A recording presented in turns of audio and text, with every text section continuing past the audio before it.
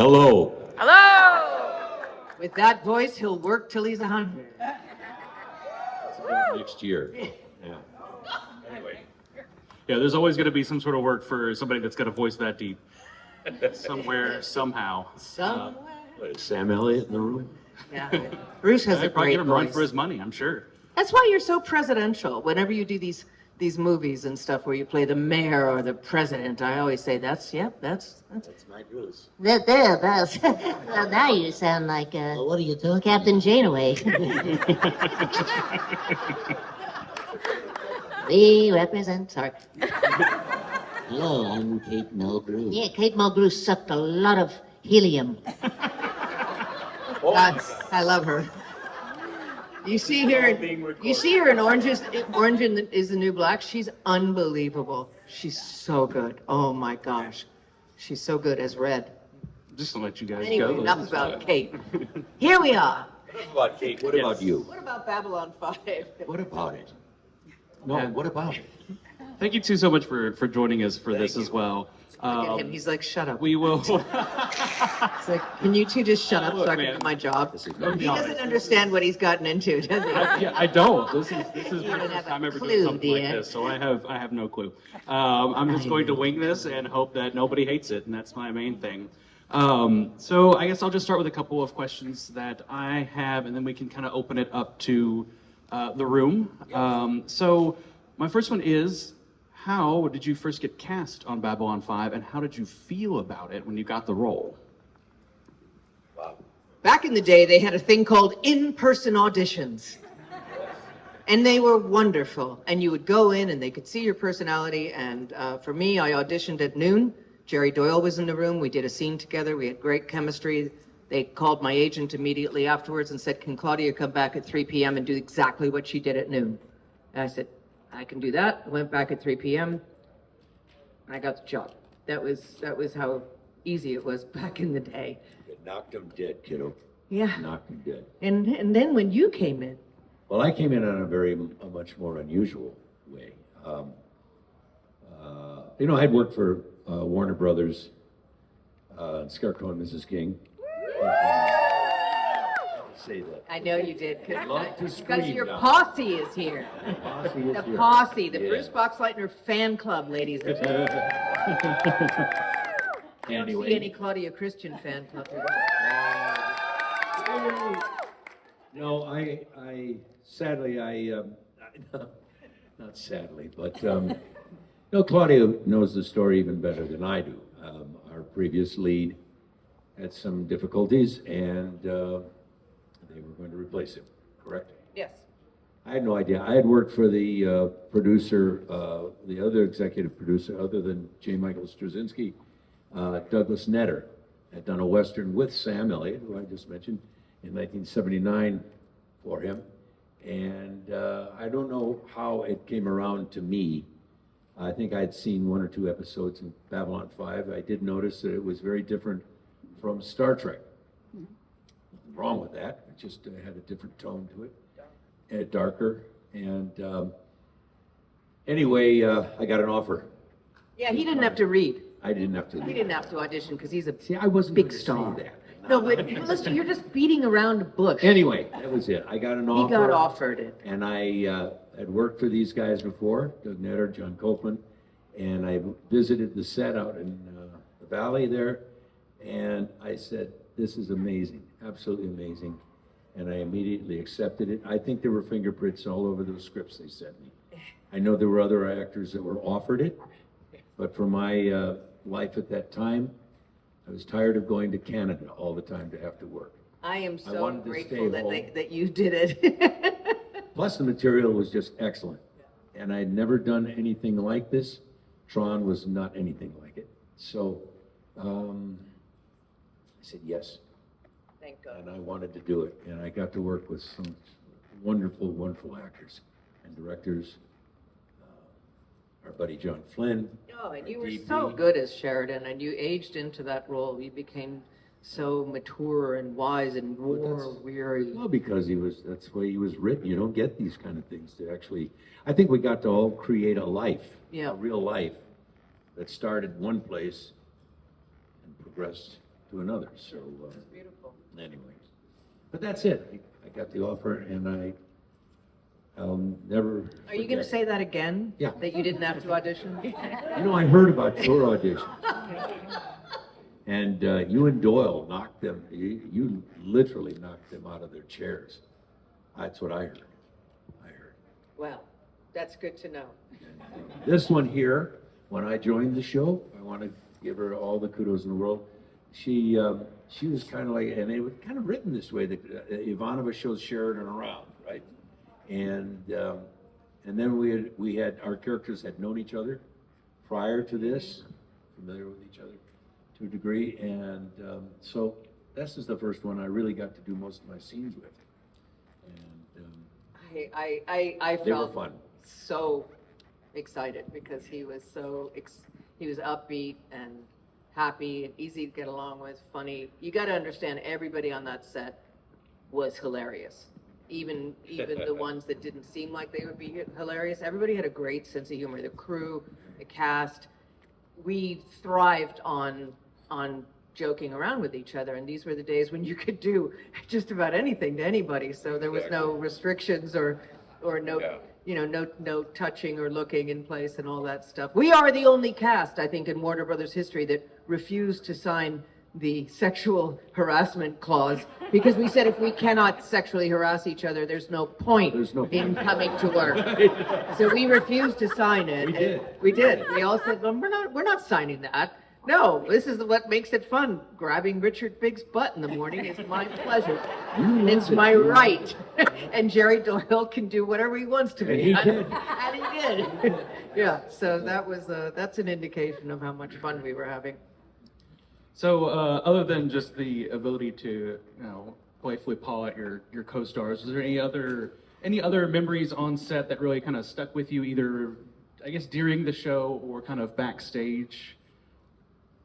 Well, I think that you and I were a couple of clowns a lot of times off stage, right? Yeah, well, they had to actually kick us off the stage. well, they kicked us off. Tell us about that. But there was. You have to understand, there were little because we were all together in this old used hot tub factory, and we lived together for 14, 16 hours a day. The aliens were there even longer, 3 in the morning till 7 o'clock at night.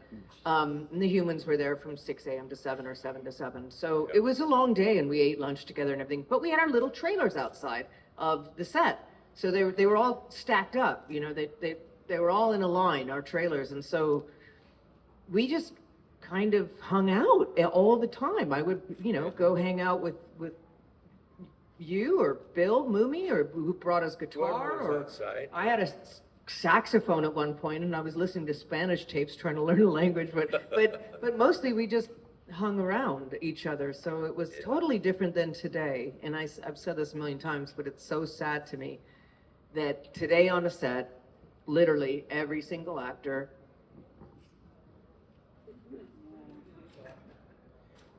If I had my way, all day, I there'd be would no phones on confiscate set. everybody's phones. It's so for the sad. day, and Yeah. then let them have their phones when they left Yeah. work. I know. I know that sounds, a bit fascist, but I don't know it was anybody. John Newcomb Sheridan, You could call that operational security. You On can't have any 911, I don't know anybody. I don't I know know. anybody. I've been doing that for 10 seasons. I don't know anybody. I don't know how many kids they have, what they do, what they love to do. I've had no conversations in 10 years because everybody is looking at TikTok. It breaks my heart. It's like social media has destroyed this world. We don't communicate. That's why old school friends like this are so lovely to hang out with, because we know each other, because we spent time together, and and there's a comfort in there's a that. comfort in that. Comfortable zone. How do you get to know each other if you're just living on Instagram between takes? And the acting suffers for it. They're looking at Instagram and they're doing their banking, and then someone says, "Okay, we're up." There's no rehearsal. They go straight from the phone to the acting. But that's the thing, we didn't need that because we had already all bonded as a unit, as an ensemble. But we would run scenes. But we would run our lines, step out in the hallway.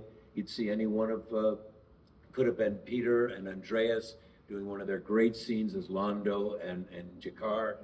and everybody and then we prepared. It was like These theater. kids don't know their lines today. I It's asked the them. cardinal Yeah. sin of acting. You show up, hit your marks, say your lines, and get them right. A couple times it didn't work, but I was going to say we did have 72 takes of that one scene in C&C. There Yes, was that in one C&C. time, but that was hard. The Belosian freighters coming in at Dock H at 0100 hours, Captain. I'm going to wrap this up in a big. and then pink I'd photo. say that again. No, but I'm just saying this is my little admonishment to the new generation. Tell 'em. Put the phones down, talk to each other, get to know each other. Just get each other's rhythms. That's why that show worked. We didn't have big money for scenes, sets and things.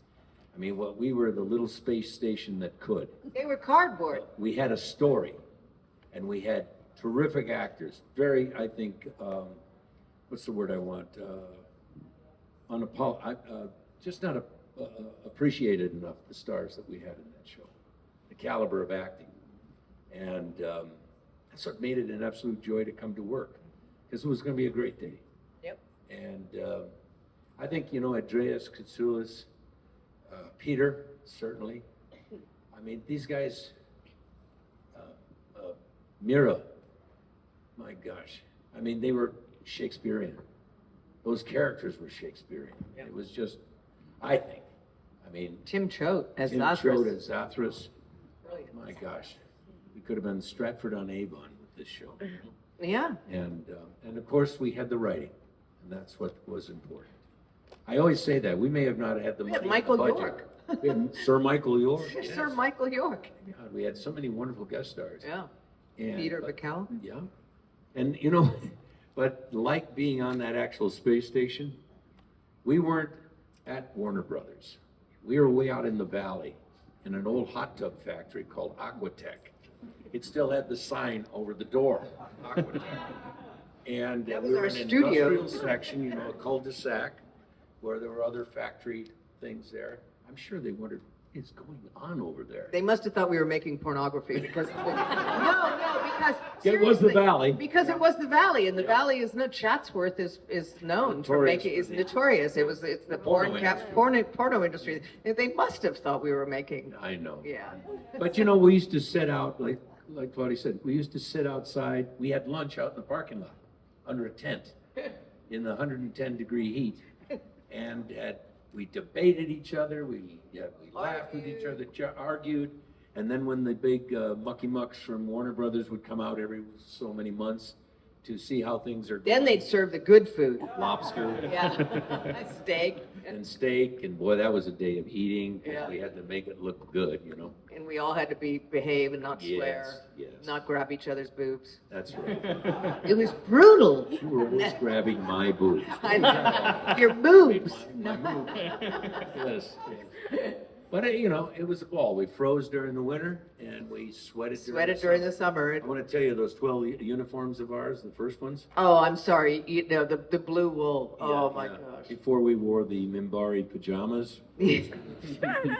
No, the black uniforms I loved, but the first, Yeah. oh my gosh, with Well, the real leather always Earth buckled. Force uniforms were The heavy Earth duty. Force, they were horrible. They were wool in the San Fernando Valley. Wool. We had no AC in the place. We had this big yellow, we called it the worm. Yeah. It was a big yellow hose that was pointed down to the floor. We'd fight to be in They'd front of turn it. the fan on and we'd always think, Yeah, but everybody in a underneath mask. it. We were nice. We would give it to the aliens because they were suffering those so were much. brutal. And under their prosthetic makeup melting, they were just dying. We go, okay, you go up front, get the worm.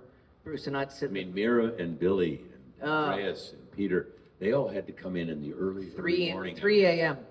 We had the aliens trailer. And the and we had human the human trailer. human trailer was fun. Oh, that was a party. Rock and roll. I mean, we Aliens were classical blaring music. away. Those people, that's right. It was the middle of the night. When they We were screaming about O.J. Simpson and the race riots and in the alien one it was like and breathe and out because they were sitting there for so long they had to be so zen. You had to go to a different place just to be calm. And in our trailer it was like, shut up, no, you shut up. I don't want a ponytail. I'm saying that. I'll shave when I want to shave. Anyway, you are? No, this is wonderful. I mean, a lot of times you'll hear the actors and the actresses talk about a show that they worked on, and it was just a miserable experience the whole time. Oh, you mean Star Trek? I mean, I did say I've heard things, yes. I but, know a couple actors very well from that show that were like, no, it was 22-hour days of hell. Okay, well, I deeply appreciate Babylon 5. It was a But yeah, ball. it's good to know that you watch a show and you enjoy a show and you know that the actors enjoyed working on the show. And that can really show in the portrayal of everything. If Yes, you were that's just what I was miserable, trying to say, yeah. is that it bled over from off camera to on camera. That there's a comfort level that these people on this space station would have, right, Claudia? I mean, Oh, absolutely. There's familiarity with each other. Wasn't Doyle amazing? Jerry Doyle knew Underrated. the word of every single word of every single script. Your part, my part, his part, every Oh, yeah. part. Every part. So if you ever went up on a line, he'd go, oh, this is it. He had an eidetic memory. Yes, he did. He Yes, was, he did. And he could, and then he'd tell you so. Well, he was impressive. I never, ever heard him go up. No. He never missed a Never a missed line. a line in 90 episodes or whatever I did. I mean, it's pretty impressive. And that also, Claudia, Dead useful. that also raised everybody else's game. Yeah. So I never heard many of us go. You and I joke about that one scene. Well, you and I had some real We had- doozies, some Yeah, I mean, stuff we're that you don't speaking say a in language normal. nobody normally says, but technobabble. Technobabble, we call it. But yeah, I mean, I think everybody's game was raised, and I don't really remember a lot of. No, there was not a lot of fubs. We didn't have time. Lines, you know what I'm saying? We didn't have time. It was always the guest stars that would come in, and we'd be furious that they didn't know their Paul, stuff. what's his Oh name? God, Paul Winfield. Oh, God poor bless him. man. Poor man. He was Couldn't remember 3 words. it was brutal that And we day. were all looking forward to him, and it was, in fact, you, Jerry, and I Yeah. that had him. He was playing Stephen Franklin's father, Father. who's come aboard. And we're not putting the man down. It's hard being a guest star Yeah. because you're stepping into a well-oiled machine, and you've got to get running up Yeah. to get up to speed with everybody. But I think Paul had been semi-retired or what have you. And he came in. Eventually, we all sat there with Cue cards. cue cards covering our faces off camera for his coverage. Yeah, but I mean, it's a So we could muscle. get through the You day. have to understand that if you do a soap opera, for instance, I mean, that your capacity for memory is mind-blowing. I see some of these soap actors, and they can memorize 35 pages in 10 minutes. It's unbelievable. And so when you're doing a series every single day, that part of your brain is really functioning. But Yeah. if you don't do it for a while, like I couldn't do Shakespeare right now. There's no way. I can't. There's no way I could I couldn't. It would take me a year to memorize a play at this point. Me too. Live performances. It just goes. It's just. Well, we've Especially also. when you get older, dear. Well, I'm a living testament to that. I'm Claudia. I'm Bruce. Whew, thank Am I God. Bruce? Am I I thought I was in the Okay, wrong I- room. I thought I was supposed to be in the Star Wars panel. I'll tell you one time I really goofed up just thinking of this little exchange. I get the thing on my what were they called again on our wrists? Links. Our links. Now I talk to Siri. Yeah. And the link and it goes off and I went Sinclair. Yeah. That was one The of whole the. room stopped. They all looked at me and I said, "Why did I say Sinclair? I'm Sheridan." Oh my. That was funny. Frightening. So I had some major. Those are just brain Again, farts, but, though. yeah. That's not major memory problem. No. But, I just think I'm so proud of the caliber of actors. We've missed so many of them now. We've got a cast, a good portion of our ensemble has passed on. And, it just, we love them and we think of them and they were underrated. Many. Oh, I concur heartily, especially looking at the quality of some of the television acting nowadays. Some of it, procedural stuff, is just really lame. Yeah, I agree. It's like they're just phoning it in. It's sad. There's some great acting, don't get me wrong, especially in British television. Yeah. Yeah, but Well, because they're all theater trained. and streaming services have some amazing performances, but just procedural stuff, some of it can be really like a phone-in. Anyway, let's not diss anybody. What's your next question, Kit? Well, you guys I were. love Kate Mulgrew, by the way. I I am such a kiss ass. I mean, I like doing her voice because she did have a specific Yes, voice. is it? In Babylon 5, I also spoke much higher because life gives you a deeper well, we all voice. did. We all had a much higher voice, It but was 1990s, man. It was so last century. I know. I was in my 20s when I started that show. Good Lord. Was it 43, I think? When did I come in? When did I come in? What year? 95? 95. 94? We started in 94. You were in 95. Yeah. Just remember, 44. I'm always going to be the baby of the bunch. Yes, you were. But you were our favorite baby. You guys were so tight knit. What was it like during the final season? Like you guys knew it was kind of coming to a close.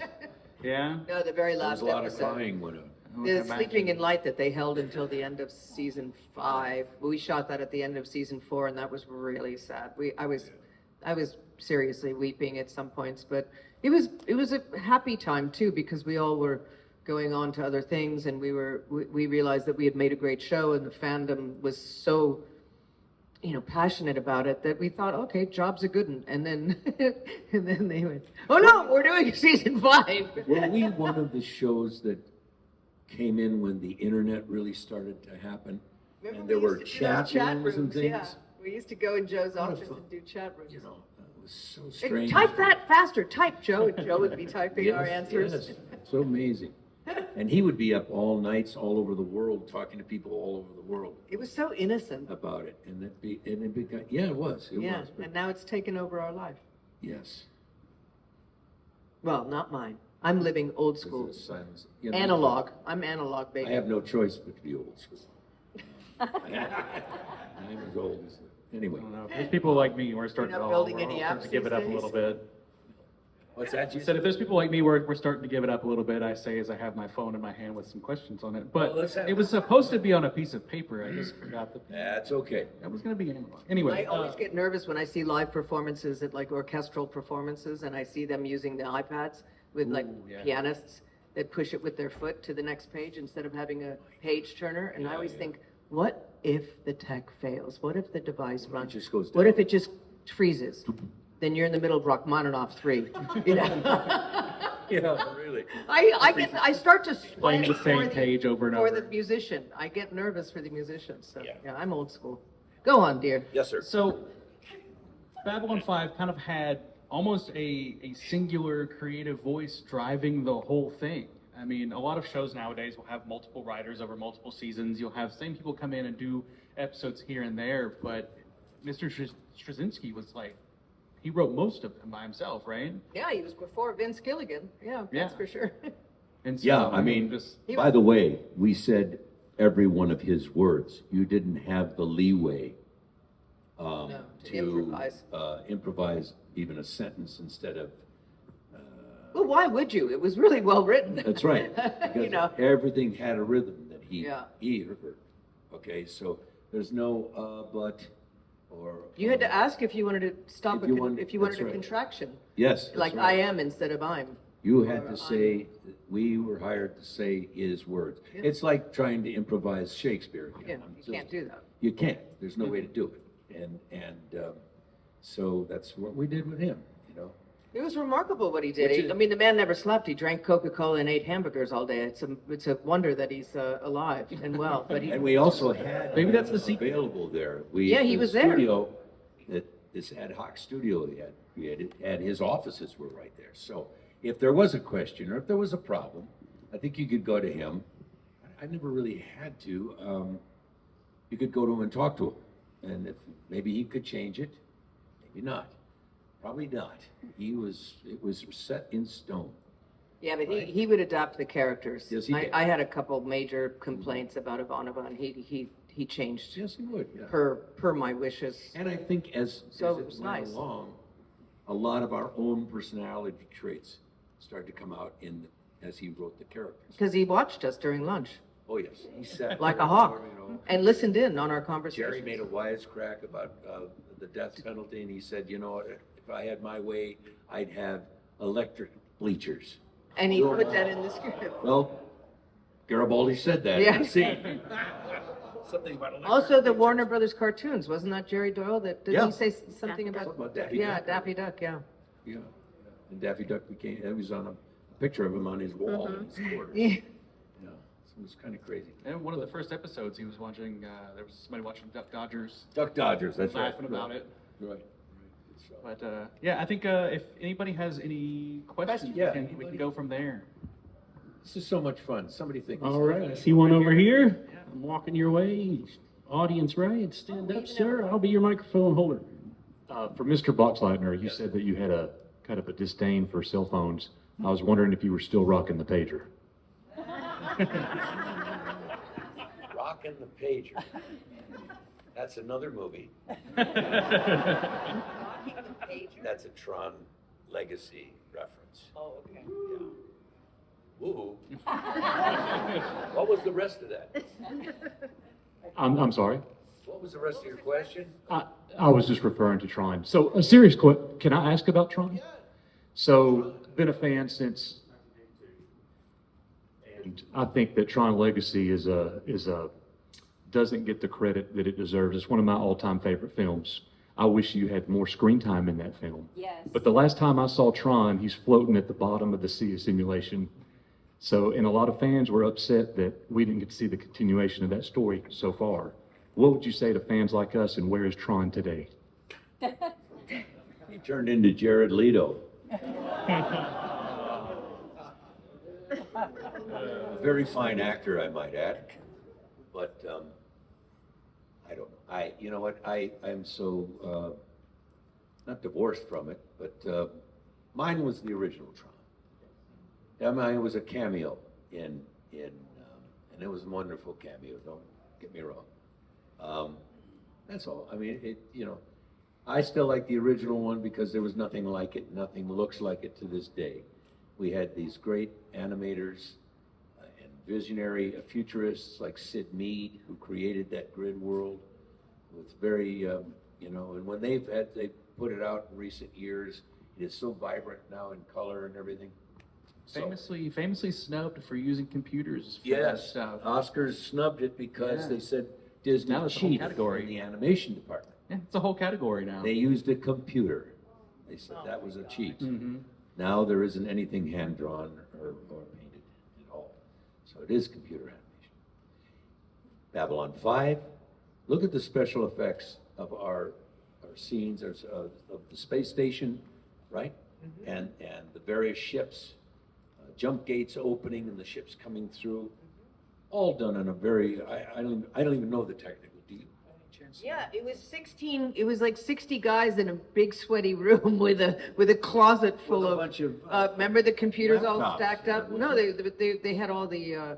They had the brain behind a closet, and they showed it to us like it was Willy Wonka and the Yes. Chocolate Factory. They opened the door and they went, "Oh!" It was a bunch of stack of and it was so exciting back then, very modern. They had like 12, and the room was hot, and these Yep. guys were all doing the CGI, and they're each little, and it was dark in the room, and that was really cutting edge, man. It was cutting edge. Now somebody For the can just budget that we had. put that into a chat GPT and say, here, can you make me a scene that looks like, imagine? can you render a scene from Babylon 5 with whatever, Whatever, yeah. Putin's head in it? Yeah, I mean, you can do anything. Absolutely. It's ridiculous. It's ridiculous how but- hard they worked on Babylon 5 to make that look so good. How much work went into it that is now just like, a 5-year-old could do it. Just the man hours alone. I know. But going back to Tron, if that had not been that original Tron, and at least an attempt with CG, not CGI, it was called computer graphics, and then old school hand painted. Tron was the original Tron was a mixture of old school and this new system that was going to take over Hollywood. And practical effects. And practical effects, right. We had actual real stunt people. Yeah. As opposed to, that was what CGI has really hurt was the stunt community. Yeah. Because now we can just draw bodies flying in the air. And in the old days, they had to figure out how to do it, how to ramp them and shoot them up on wire work and stuff like that. That was always exciting to do. It was. But no, I appreciate your question, though, you know. And I never liked pagers anyway. But, yeah. Any more questions, Kathy? Hi. Let me get down to you so they can hear you. Excuse me. For both of you, for your characters, were you, I wanted to know if you felt, that's not what I wanted to say, sorry. In terms of your personalities, what did you like and dislike about your characters' personalities? I just didn't like how uptight Ivanova was for the first seasons, and I mean, it was okay in the first season because she was the new kid on the block and she was getting used to it, and she was the youngest lieutenant commander ever, so I get it that she was uptight, but I wouldn't be able to play that for 5 years. So I said to him, I said, come on, she's got it, she's Russian, she has to have a dark sense of humor. There has to be more humor in here. And he started adding it incrementally, and that was lovely. But that's the only thing I didn't like the boyfriend coming into the space station because I thought she didn't have time to date. She's all about her career. Yeah. And so I didn't like that aspect, and so he dumped that, and I've told this story a million times, but I said to him, I said, I don't want a boyfriend of the week. You either give me an alien, I was fantasizing about Jakar, frankly, or you give me a woman. Whoa! And I thought he's gonna set me up with Jakar, and that's gonna be hot. But then Andrea Thompson, so that I went, oh, I'm a lesbian. Okay, fine. Okay, it's, I just. And that was cutting edge. Well, that was Yeah. very cutting edge because it was there was never shown anything. She was in my bed and she put a hand on my shoulder. That's the extent. Deep Space Nine was doing kisses like it was some big deal. This was a deep relationship from two people who should not have loved each other, but clearly did because they had Ivanova was so against Psychor, but I thought the relationship was painted beautifully. I just didn't want some guy showing up every couple of episodes where, oh, we used to date. Not like Ivanova is not a serial dater. I'm sorry. And besides, that guy, bless him, and I'm not bad-mouthing him, but he just didn't seem like an Ivanova boyfriend. And then when Jason Carter thing, that whole unrequited love, I said, she wouldn't, excuse me, can I say this? You don't shit where you eat, you don't, there's somebody on the space station that she's going to, constantly run into. It just didn't seem very Ivanova-ish. She was so professional. You were a soldier. She was a soldier. She's not going to be sleeping with this guy and this woman and this, that. And I think that it was better for her to be sort of asexual and maybe have that one thing where she really cared about Talia. And it didn't matter that it was a woman. It was just something that transcended sexuality. That's the way I looked at it anyway. But, yeah.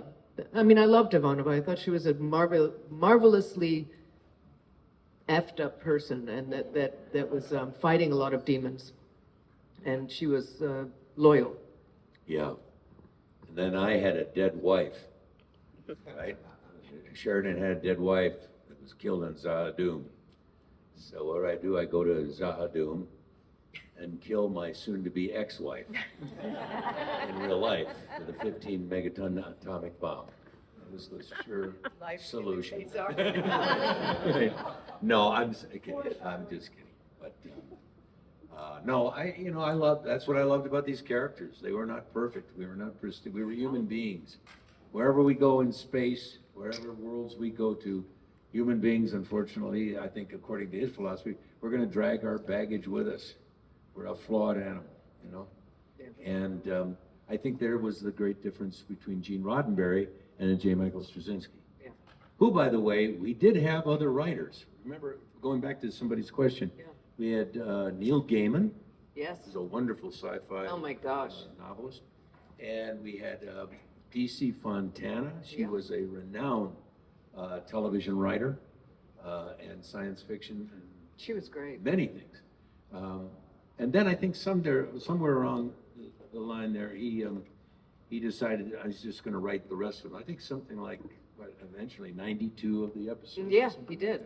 He did. There were very few that he allowed, and we had great directors that came in. It was. They gave him the autonomy to do it too. It was that's remarkable. Pretty strange for television. I think part of it had to do with the fact that we were not in a studio system. We were our own things. So you had wardrobe, production, you had everything there. Accounting, remember? We had everything. We had Yeah, accountants the accounting wandering office. around. So you say, I didn't get my paycheck this week. Yeah. You know, you could just go right into an office. It was great. It was great. Warner Brothers, when guest stars would come out, it was like sometimes feeling like we were on a space station away from everything. Because when you're at a major studio, you've got the commissary, you see people passing Other shows, out, yeah. and other shows being shot, you know. And so you'd see each other in the lounge or whatever. You felt a part of an industry. We were out there in the middle of the San Fernando Valley. Just away on an island. Right, right. So when guest stars came, it was like, hey, what's going on out there? Have you seen any news lately? What is, you know, hey. how was Yeah, it? we really did feel isolated, but it was Yeah. good. It was good for the project. Yeah, it really had that quality. I think we have time for about one more question. Got one right here. Okay. Yes, Claudia, I think I read somewhere that you had broke your ankle at one point, and they put that into the Tell them script. about that. Or someone, You you had broke your ankle at one point. Oh, I was an idiot. I never forget it. I was watching the Three Tenors, and back then that was kind of a big deal. And I remember I was having so much fun watching the Three Tenors, and there was a little break, and I went out to my pool, and I don't know how, but I was putting my feet in the pool, and I did a little ballet leap, you know, because I was young, and you know, whatever. I was just having fun, and I just landed wrong, and my ankle just crushed in like all these different places. My foot was hanging off like this, and I panicked, and I got the ambulance. My partner had to get an ambulance because I couldn't get in a car. It was just a mess, and I called John Copeland, and I said, John, there's a problem with tomorrow. And I told him that I broke my foot, and then Joe Straczynski called me, and I went in and to work, and they had they just rewrote it where I was sitting, and for most of the scenes, but then I had to shoot the scene where I actually get hurt, and that was really hard, because if you've ever had a broken bone, you know, it's like, don't anyone come near me. So I had to sort of hide the cast and have this stuntman fall right next to my broken foot. And so, you know, even the reverberation of the floor, I was just in agony, but it was that scream that you hear is real. You know, when I, that scream. Yeah, the whole fight and all that stuff. So he just wrote it in. He also wrote in Jerry Doyle's shoulder when he broke his shoulder on set. You know, so we had to sort of always adapt it, to things like that. But if you notice in the War Council room, I'm sitting, and I'm loaded on, I don't know what they gave me, but I'm very sensitive to meds, and I've never taken another pain pill in my life, but they gave me a pain pill because it was literally a fresh break in 3 places. It was like an ankle broke, the foot broke, this broke, you know. And I remember they gave me some sort of pain pill, and I'm propped up in the War Council room, and I could see my face because I'm like, oh, God. That is awful. I look like I'm constipated in that scene. But what I am is sort of, I didn't want to take the tablet and be, you know, I didn't know what it would do to me. So I'm just sitting there sort of winging it on 2 Tylenol going, and I looked very angry. Was I probably talking on and on and on? And on. This long scene of me talking, giving you guys orders and things. Oh, God, yeah. And then she's sitting there in agony. But it was great. He could rewrite like that. If somebody wanted to leave the show, he was like, okay, they're out there. And that's the remarkable part of it, is that, you know, he could, because we got canceled 4th season. Okay, that was it. We shot that last Sleeping in Light, the last episode of the 4th season. He condensed season 4 and 5 And into then, 4. like the cavalry coming to the rescue, eventually a few months later, TNT buys it, gives us a 5th season. Now he's got to rework some of the things he had to truncate to put in the 4th season. So television is a living, breathing thing, and you need to be malleable to whatever changes. At least we never had interference from the networks or the studio. Yeah. So, Well, good. you know. Well, I'm being guess we yelled have at somebody from else coming in. backstage that we are out of time. So I really appreciate Thank everybody. you. guys very much. Thank you. Ladies and gentlemen, give a big round of applause for Mr. Bruce Boxleitner and Claudia Christian.